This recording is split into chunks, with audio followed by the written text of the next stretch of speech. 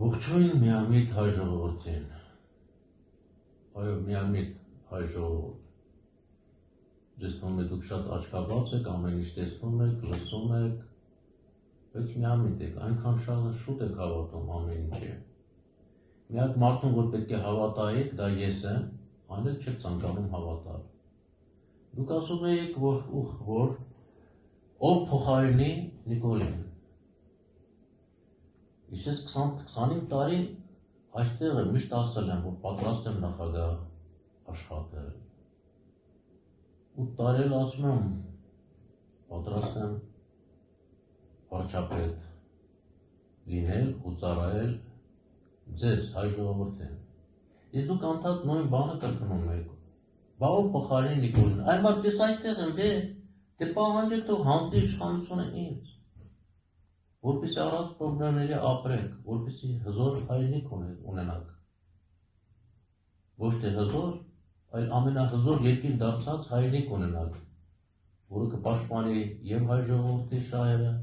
եւ աշխարհի բոլոր ազնիվ մարդկանց իրավունքները ու շահերը։ Բազմիցս ասել եմ, եթե Նիկոլը հանձնի իշխանությունը ինձ, ես առանց պատերազմի հետ կվերադարձնեմ Արցախը, Նախիջևանը,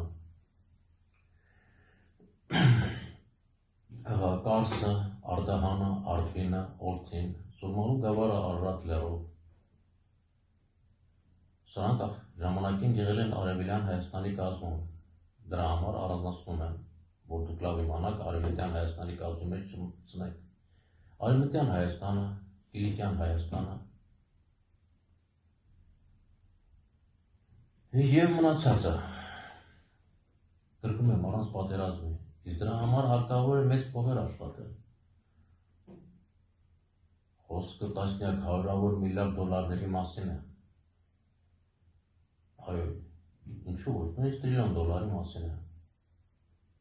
Դրա համար ես անհրաժեշտ գիտելիքները ունեմ։ Ինձ պետք է դրան հասնելու համար իշխանություն, վարկեր և Աստծո օգնությունը։ Իշխանությունը դա Նիկոլի ձեռքերում է,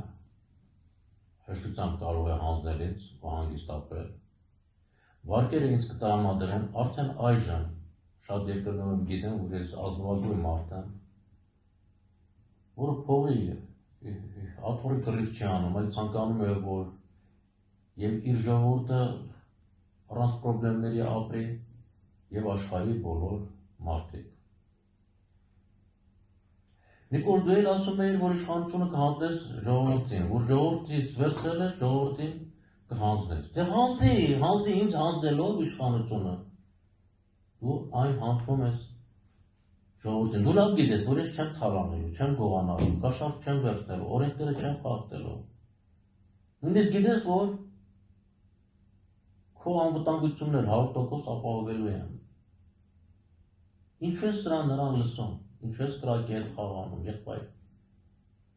Հիմա ժողովուրդն ինձ կմեղադրի, որ քեզ եղբայր ասեցի։ Բա ինչ անեմ, բոլորն էլ եղբայրներ են։ Վերջը, եթե դու իշխանությունը հանձնում ես, ուրեմն եղբայր ես դառնում, որտեղ դու ինձ հնարավորություն ես տալիս իմ հայրենիքը փրկել կործանումից, դարձնել երկրագնդի ամենահզոր երկիրը։ Ինչ ես ուզում էլ։ Աստված միշտ նավակը ուղարկում է քո մոտ, որ դու նստես այդ նավակը փրկվես, բայց դու չտեսնելու տեղ ես դնում։ Խոսքը այն նավակի մասին է, որ մոտենում է խեղդվողին 3 անգամ, խեղդվողը չի օգտվում այդ նավակից, ասում է Աստված ինձ կօգնի։ Այ մարդը, հետո որ խեղդվում է, ասում է Աստված, բա ինչու ինձ չօգնեցիր, Աստված ասում է 3 անգամ նավակն ուղարկեցի քո մոտ դու չօգտվեցիր։ Հիմա էլ Աստված ինձ ուղարկել է, որ օգնեմ Նիկոլ, հայ ժողովրդին քեզ։ Մի քանի օր առաջ ընկերս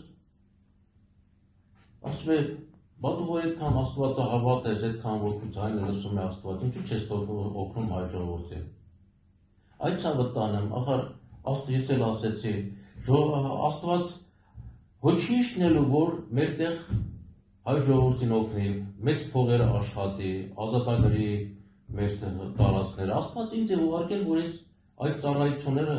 կատարեմ հայ ժողովրդի համար, մարդկության համար։ Թե չէ հո Աստված չի տելու մեր փոխարեն այդ գումարներն աշխատի, հզոր բանակ ստեղծի։ Ես այստեղ եմ ժողովուրդ։ Ես այստեղ եմ աշխարհի ազնիվ մարդիկ։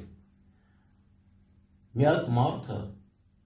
պատմության ընթացքում գոյություն ունեցող միակ մարդը, ով ցանկանում է, որ աշխարհի բոլոր մարդիկ լավ ապրեն, քանի որ գիտակցում է։ Միայն այդ դեպքում հայ ժողովուրդը պրոբլեմ չունենա։ Իր երեխաները, հայ երեխաները պրոբլեմ չեն ունենա։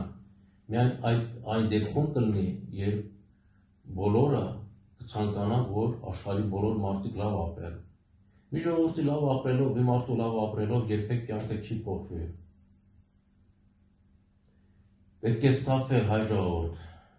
Նիկոլ դու վճռականություն ցուցաբերի, հերիք է սրան նրան լսես։ Հիշիր Ինդիրա Գանդիին, որին իր թիկնապահները սպանեցին։ Հիշիր Անվար Սադատին, որ շքերթի ժամանակ զինվորական սպանեց, գնդակահարեց ուղղակի։ Հիշիր Քենեդիին, որին իր թիկնապահն է փաստորեն հետևից կրակել գլխին ու սպանել։ Հիշիր Կադաֆին, ում ծեծելով սպանեցին, ով ծառայում էր իր ժողովրդին, ով փաստորեն Լիբիայում Կադաֆիի ժամանակ կիսակոմունիզմ է եղել, ամեն ինչ էժան է եղել։ Պետք չգնահատեցին։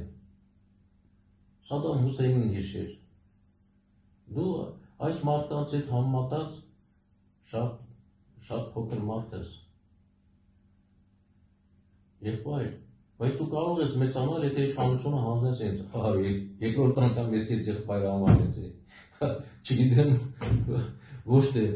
անկախ ինձանից խոստովանում եմ, որ եղբայր անվանեցի։ Չէ, եղբայր, դու ինձ հիմա եղբայր չես։ Եղբայր կլինես այն ժամանակ, երբ իշխանությունը հանձնես ինձ, որը ինձ հետ ծառայելու է հայ ժողովրդին ու առաջավոր մարդկությանը։ Այնպես որ եւս մեկ անգամ պահանջում եմ ժողովուրդ, որ դու պահանջեք Նիկոլից, որ նա իշխանությունը հանձնի ինձ։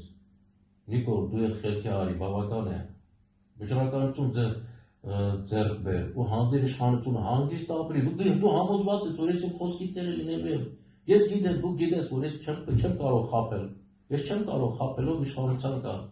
Թեկուզ քեզ։ Նույնիսկ ես թուրքին չեմ խաբի, եթե խոսք տվեցի, պետք է խոսքից տերը լինեմ։ Դե վճռականություն ցուցաբերիր։ Ու հանձնի ինձ, ես այստեղ եմ, ու կողքին եմ համարյա։ Տեր Աստված,